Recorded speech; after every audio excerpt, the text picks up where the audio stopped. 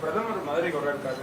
கூட்டணி குறித்து எதுவும் பேச்சுவார்த்தை நடத்த நேரில் பார்த்து சந்திக்க இல்ல, நானே இது தொலைக்காட்சியில தான் செய்திகள்லாம் பார்த்தேன். அது மாதிரி இருந்தா நானே சொல்றேன் உங்களுக்கு.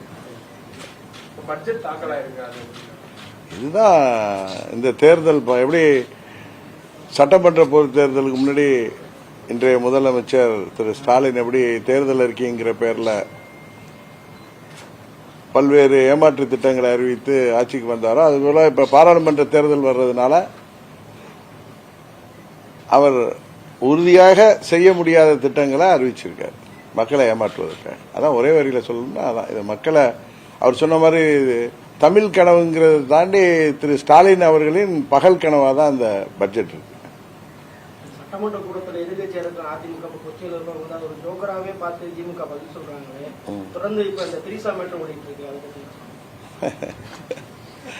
அதாவது எதிர்கட்சியில் உள்ளவங்க ஜோக்கரா பிஹேவ் பண்ணா அதில் சட்டமன்ற உறுப்பினராக உள்ளவங்க முன்னாள் அமைச்சர்களாக உள்ளவங்க எல்லாம் எப்படி காமெடியன் மாதிரி பேசுறாங்க. அதனால அவங்க ஜோக்கரா தான் ட்ரீட் பண்ணுவாங்க. இன்னொன்று அந்த ராஜுங்கிறவரெல்லாம் சொல்ற மேட்டர்லாம் அது ஏதோ தனிப்பட்ட காழ்ப்புணர்ச்சியில் சொல்றாரு. இப்படி நடிகை என்பதற்காக ஒரு பெண்மணியை இப்படி அவமானப்படுத்துகின்ற விதமாக பேசுவது அக்கா தங்கச்சியோட பிறந்தவங்க செய்யற செயல் இல்லை. சிப்காட் விஷயத்தை பத்தி நீங்க தான் அதுக்கு எதிர்ப்பு தெரிவிச்சுட்டே இருக்கீங்க. ஆனா தொழில் வளர்ச்சின்றது வேணும் இல்ல, தொழில் வளர்ச்சிங்கிறது முக்கியம்.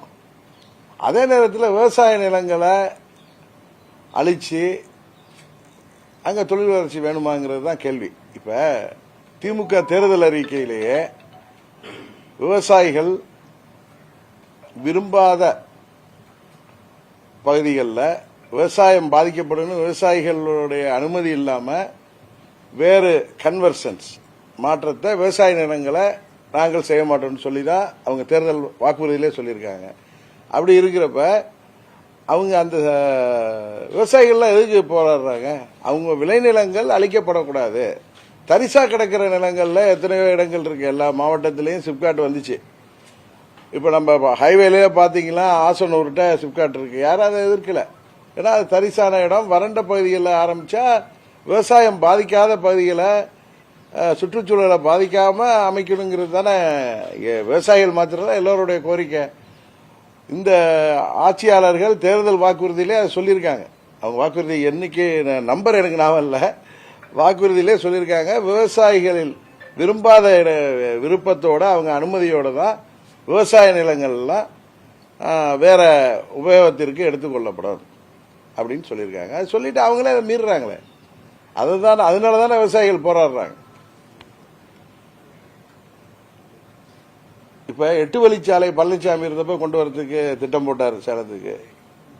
சாலையே 8 வழிச்சாலை அவசியம் தான். அதுக்காக நீர்நிலைகள், மலை வளங்கள், இயற்கை வளங்கள், ஏரிகள், விவசாய நிலங்களை எல்லாம் அழிச்சு வரக்கூடாதுங்கிறது தானே எல்லோருடைய விருப்பம். அதுக்காக தானே போராட்டம் அதை நடந்து தமிழ்நாடு முழுவதும் போராட்டம் நடந்து அதை நிறுத்தினாங்க. அது மாதிரி விவசாயத்தை பாதிக்கின்ற எந்த ஒரு திட்டமும் தமிழ்நாட்டில் அமல்படுத்தக்கூடாது என்பதுதான் எல்லோருடைய விருப்பம். அதை தான் அரசாங்கம் செய்ய வேண்டும்.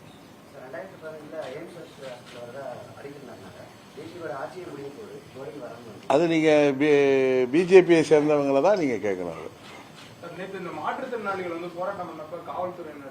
ஆமா ஆமா, அதே திரும்பவும் சொல்றேன். தேர்தல் வாக்குறுதியில முதலமைச்சர் அப்ப எதிர்கட்சி தலைவராக இருந்து ஆட்சிக்கு வரணும்னு மாற்றுத்திறனாளிகளுடைய கோரிக்கைகள்லாம் நிறைவேற்றப்படும் அப்படின்னு சொன்னாரு.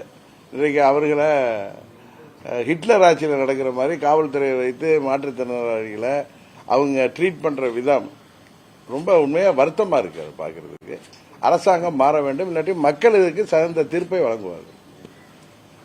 இது ஹிட்லர் ஆட்சி மாதிரி தான் நடக்குது. திராவிட மாடல் ஆட்சிங்கிறது ஹிட்லர் ஆட்சி மாதிரி இருக்கு.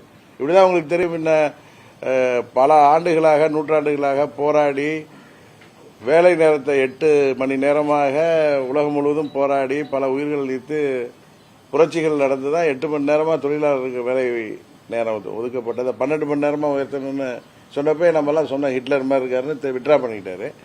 அது மாதிரி அவர் எதிர்க்கட்சியா இருக்கிறப்ப ஒரு நிலைப்பாடும், ஒரு சராசரி மனிதரா எல்லாத்தையும் பேசுறதும், ஆட்சி பொறுப்புக்கு வந்ததும் ஹிட்லர் மாதிரி அரக்கர் மாதிரி செயல்படுறத வன்மையாக கண்டிக்கப்பட வேண்டிய விஷயம். அதுக்கு திமுக திருந்தாதுங்கிறத தொடர்ந்து நிரூபிக்கிறாங்க. என்னதான் கூட்டணி அமைச்சாலும் இந்த பாராளுமன்ற தேர்தலில் பாருங்க, அவர்கள் கூட்டணிக்கு தமிழ்நாட்டு மக்கள் தகுந்த பாடம் போயிடுவார்கள்.